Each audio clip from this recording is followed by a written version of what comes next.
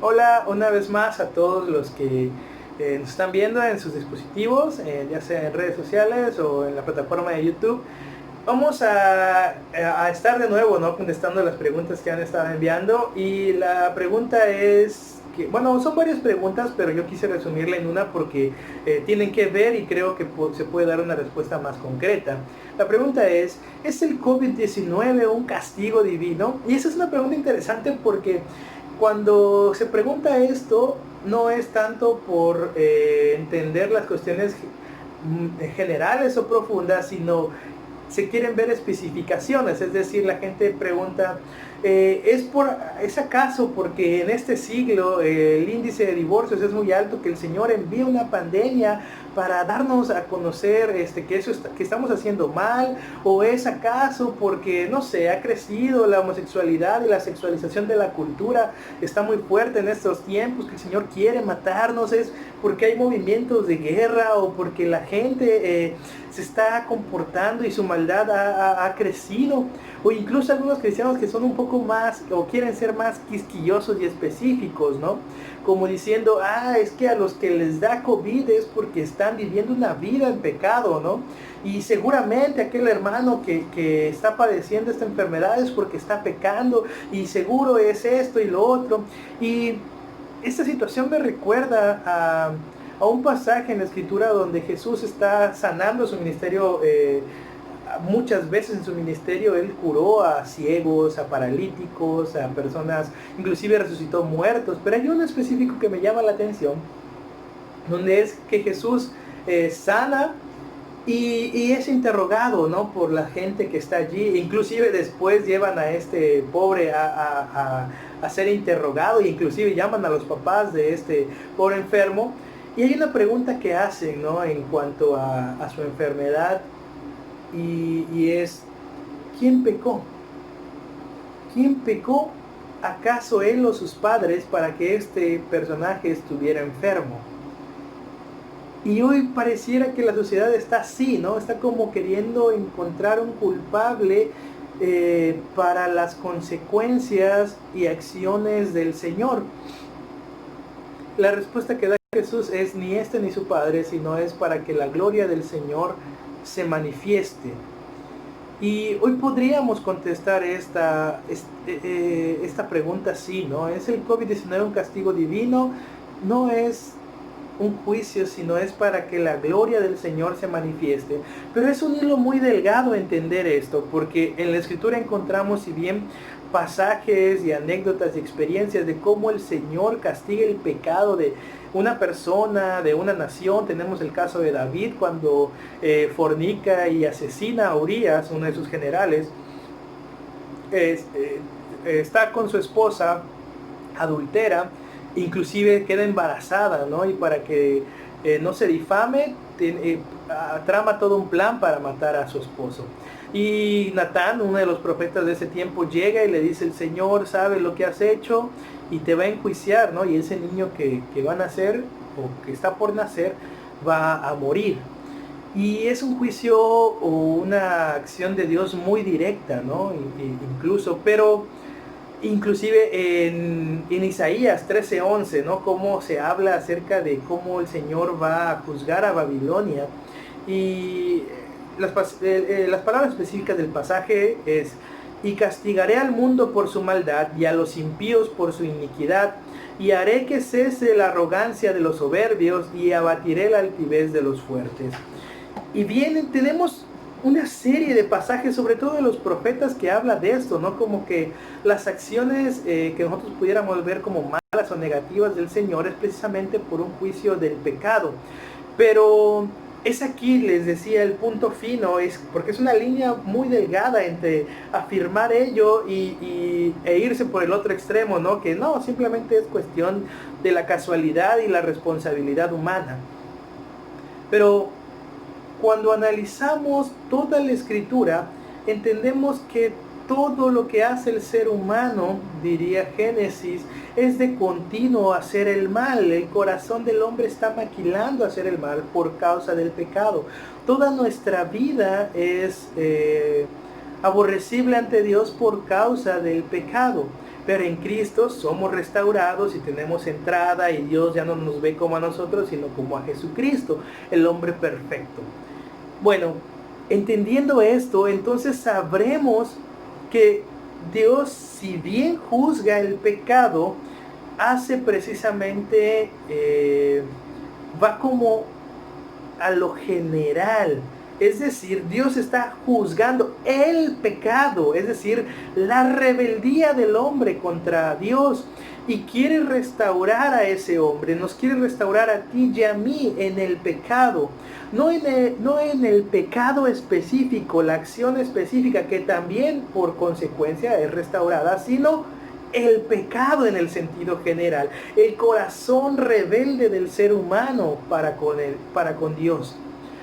Así como todas las enfermedades que han pasado, no es porque Dios castigue una mala acción tuya, ¿no? Como si fuera un Dios que se lo toma todo personal, y un niño berrinchudo que está castigando lo que no le gusta, no, sino que es un Dios sabio y misericordioso que restaura tu vida a través de las pruebas, a través de las dificultades, para que tu corazón se constriña y vuelva de nuevo hacia donde corresponde.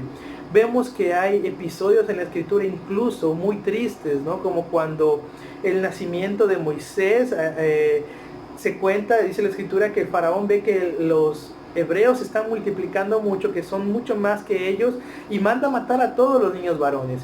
Allí podría alguien pensar, ¿no? ¿Por qué el faraón nos está matando a nuestros hijos? ¿Será porque el pueblo está pecando? ¿Qué pecado habremos hecho, no? Porque Dios nos está matando. ¿Será que al que le mataron a su pequeño, seguramente es porque él no oraba todos los días, o seguramente es porque él roba, ¿no? No.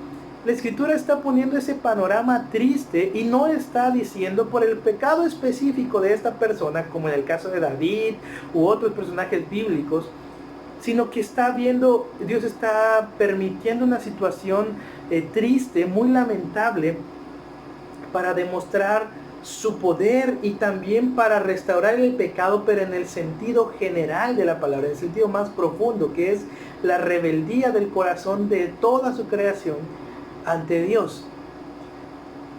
Y Moisés nace, o Dios le permite vivir, y no es porque Jocabed y su padre Amram hayan sido los mejores judíos de la época y por eso Moisés no muere, no, y todos los demás sí, no se trata de eso.